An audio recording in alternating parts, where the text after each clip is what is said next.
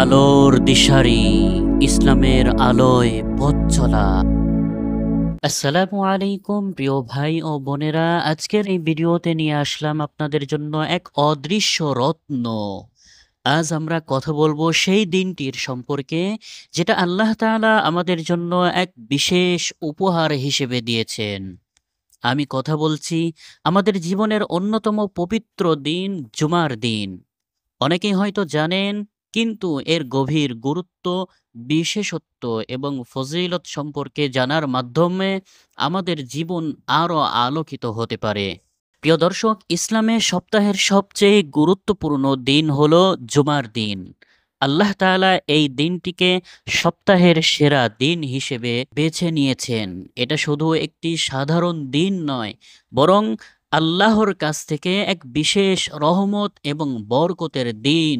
হাদিসের মধ্যে এসেছে, জুমার দিন হলো মুসলিম জাতির জন্য এক ধরনের ঈদ। আমাদের জন্য আল্লাহর কাছে দোয়া কবুল হয়, আমাদের আমল কবুল হওয়ার মাঝে আল্লাহর রহমত ঝরে পড়ে।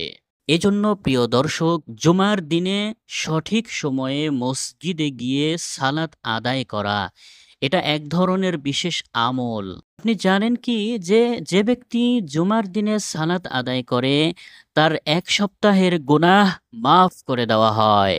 আমাদের প্রিয় নবী মুহাম্মদ সাল্লাল্লাহু আলাইহি ওয়াসাল্লাম বলেছেন, যে ব্যক্তি জুমার দিনে গোসল করে সুন্দর পোশাক পরে অতঃপর মসজিদে উপস্থিত হয় এবং মনোযোগ সহকারে নামাজ আদায় করে, তার সমস্ত পাপ মাফ করে দেওয়া হয়।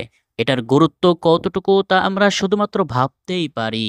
এছাড়াও জুমার দিনে বিশেষ কিছু আমলও রয়েছে, যেগুলা যদি আমরা পালন করি, তাহলে আমাদের জীবনে আল্লাহর বিশেষ রহমত আসবে।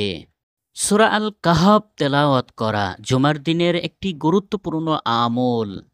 প্রিয় নবী সাল্লাল্লাহু আলাইহি ওয়াসাল্লাম বলেছেন, যে ব্যক্তি জুমার দিনে সূরা আল কাহাফ পাঠ করবে, সে এক সপ্তাহের জন্য নিরাপদে থাকবে। আরও বিশেষ আমল হলো এই দিনে বেশি বেশি দোয়া করা। কবুল হওয়ার বিশেষ সম্ভাবনা রয়েছে এই জুমার দিনে। তাই আমাদের উচিত আমাদের চাহিদা সমস্যাগুলোর জন্য আল্লাহর কাছে দোয়া করতে থাকা। জুমার দিনে আল্লাহর কাছে প্রার্থনা করুন, তার দয়ার পরশ আমাদের জীবনে বর্ষিত হোক। আমরা সকলেই জানি, নবী মুহাম্মদ সাল্লাল্লাহু আলাইহি ওয়াসাল্লাম আমাদের জন্য সঠিক পথ নির্দেশনা দিয়েছেন। জুমার দিনেও তিনি আমাদের জানিয়ে দিয়েছেন কিভাবে সময়টা পার করতে হবে। নবী সাল্লাল্লাহু আলাইহি ওয়াসাল্লাম বলেছেন, জুমার দিনে সঠিক সময়ে মসজিদে যাও, মনোযোগ সহকারে নামাজ পড়ো আর আল্লাহর কাছে সাহায্য চাও।